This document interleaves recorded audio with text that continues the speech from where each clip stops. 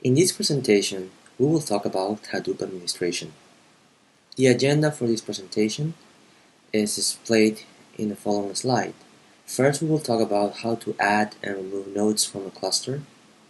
We will talk about how to verify cluster health, how to stop and start components and services, how to configure Hadoop, and how to set up RAG topology.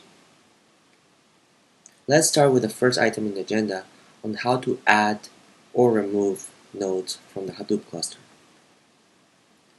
So there may be situations where you want to remove a node from a cluster when, for example, you want to apply maintenance maybe to the OS of that particular node.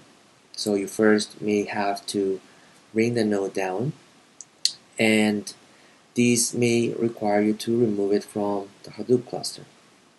In terms of adding a node, you probably want to add a node when you want to increase the power or the number of resources available to you on the cluster. So if you want to add a node, you could do it from the web console or from the terminal. If you do it from either of them, you first need to verify that you can connect or you can reach the node that you want to add. So a simple way to do that is simply to SSH to that node that you want to add. So in this example, we have here that we're SSH to this IP address that represents the IP address of the node that we want to add. Now, when you want to add a node, and this is a slave node, the big insights or the Hadoop software should not be installed on that node.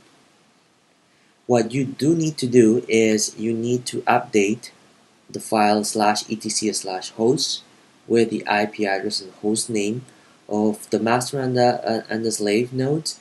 So you have to do this on each of the machines, so on the master and the slave node that you want to add, and it should contain the master's IP address and host name, as well as the slave node's IP address and host names. And this has to be done prior to adding the slave nodes. Now, when you add a node, Hadoop will not automatically rebalance the data. The data will be as it is. However, when you start using the cluster, probably most blocks will start to be allocated on the new node in the cluster. Now, if you want to force rebalancing so that the data is sort of balanced across a cluster, there is a command that you can use, which is /bin /start-balancer.sh, and you should probably run that command at night because it does consume network resources. So it's a good idea to run it when there's not much traffic or much usage of the cluster. And if for any reason you see that that is interfering with the performance of the cluster, you can stop it using the /bin /stop-balancer.sh command. So let's continue explaining a little bit more about how to add and remove a node. So to add a node, you can go to the Begin Web Console, and there is an option in there or a button there that you can click to add a node, and on the right side you can see there's another one to remove node. So in this particular example, we can first choose to add a node. When you click on that, it will open a window where you can specify the IP address of the host, number of nodes, the root password, and you can click on add, and there you can specify the IP address of the new node that you want to add, and then you can click on save.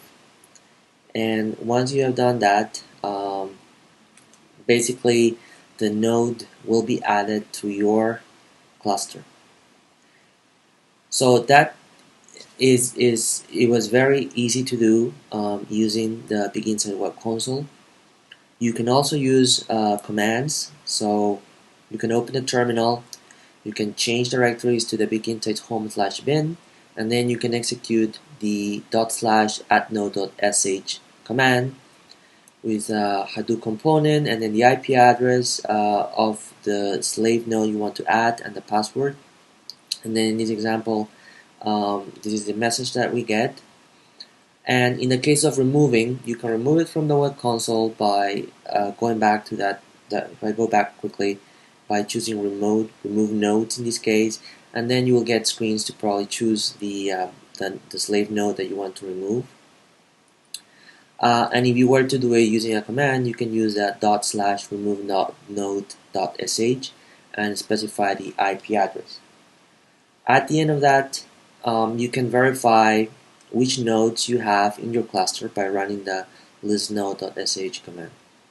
Now, for removing a node, this may mean as well that potentially you could, if you have a replication factor set up for your cluster, if you are removing a node, then potentially some of these files that are restored would be below the replication factor that you had set. So if you had a replication factor of 3, and then by removing this node, one of the files now has 2 replicas, then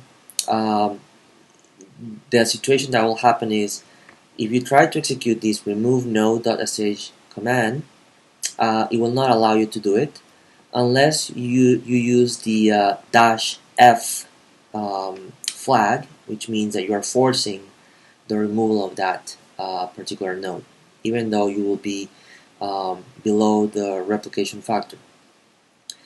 And you can basically think of these remove node.sh-f, so for forcing, as the same scenario when the node just crashes by itself. So if there is a hardware problem in that particular node and it crashes, then it's basically like forcibly removing a node from the cluster.